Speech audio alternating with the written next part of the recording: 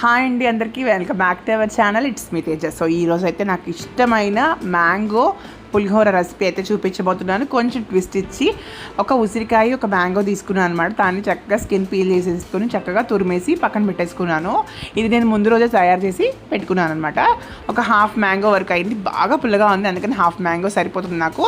And సగం వరకు ఉసిరికాయ తీసి పక్కన పెట్టేసుకున్నాను అనమాట తురిమేసి. అండ్ ఫస్ట్ ముందుగా అయితే నేను బాండీ పెట్టేసేసుకుని కొంచెం ఆయిల్ వేసుకుని దాంట్లో పల్లీలు అయితే ఫ్రై చేసుకుంటున్నాను అనమాట. సో మనకి ఖచ్చితంగా పులిహోరలో పల్లీలు కావాలి కదండి, అవే కదా మంచి టేస్ట్ ఇస్తాయి. సో పల్లీలు అయితే చక్కగా దొరగా వేయించేసుకున్న తర్వాత తీసి పక్కన పెట్టేసుకుంటున్నాను. తర్వాత మళ్ళీ తాలింపులు కావాల్సినంతగా ఒక 2 టేబుల్ స్పూన్స్ వరకు ఆయిల్ అయితే వేసేసుకుని దాంట్లో తాలింపు గింజలు, ఎండుమిర్చి, పచ్చిమిర్చి, కొంచెం అల్లం తురుము, తర్వాత కరివేపాకు ఫ్రెష్గా. సో ఇవన్నీ వేసేసుకుని మంచిగా తాలింపులు కూడా బాగా వేయించేసుకున్న తర్వాత ఇప్పుడైతే నేను చెప్తా చూడండి. ఈ పద్ధతి మరి ఎంతమంది చేస్తారో నాకైతే తెలియదు, కానీ నేనైతే ఇలాగే చేస్తాను.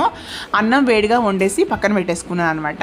సో తాలింపు అయిపోయిన తర్వాత స్టవ్ ఆపేస్తాను. అన్నం అంతా బాండిలో వేసేసుకుని, అన్నము వేడిగా ఉంటుంది కదండి, దాన్ని కొంచెం మధ్యలో ఒక గుంతలాగా తీసేసి ఇప్పుడు నేను తురిమి పెట్టుకున్న మామిడికాయ తురుము, ఉసిరికాయ తురిమి అందులో పెట్టేసుకుంటాను అనమాట.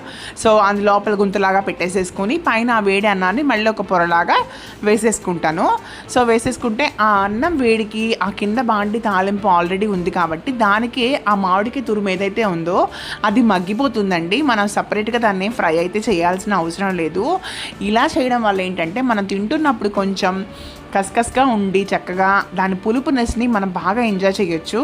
నేనైతే ఇలాగే చేస్తాను. దానిపైన వచ్చేప్పటికి కావాల్సినంత ఉప్పు, తర్వాత కొంచెం పసుపు కూడా యాడ్ చేసేసుకుని శనక్కాయ పప్పులు కూడా వేసేసుకుని ఒక 2 నిమిషాల పాటు జస్ట్ మూత పెట్టుకుంటే ఆ వేడికి లోపల ఉన్న మామిడికాయ తురుము ఏదైతే ఉందో అది చక్కగా మగ్గిపోతుందనమాట. సో టేస్ట్ అయితే అదిరిపోతుంది. అలా కాకుండా కొంతమంది ఫ్రై చేస్తారు, కానీ బట్ నాకెందుకో ఈ టైపు టేస్ట్ అయితే నచ్చుతుంది. సో ఒక 5 నిమిషాల తర్వాత తీసేసుకుని చక్కగా గరిటెతో కానీ చేతితో కానీ పులిహోరని కలిపేసుకుని ఉప్పు ఒక్కసారి రీచెక్ చేసేసుకుని చూడండి. అసలు మామిడికాయ పులిహోర వచ్చిందండి, భలే పుల్లగా అదిరిపోయింది.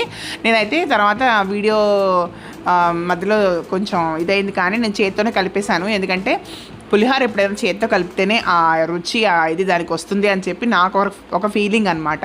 మీరేమంటారు? సో ఫ్రెండ్స్, ఇదైతే నాకు ఇష్టమైన favourite pulihora. Thank you so much for watching my videos అండి. రెగ్యులర్గా వాచ్ చేసిన అందరికీ థ్యాంక్స్. Please subscribe.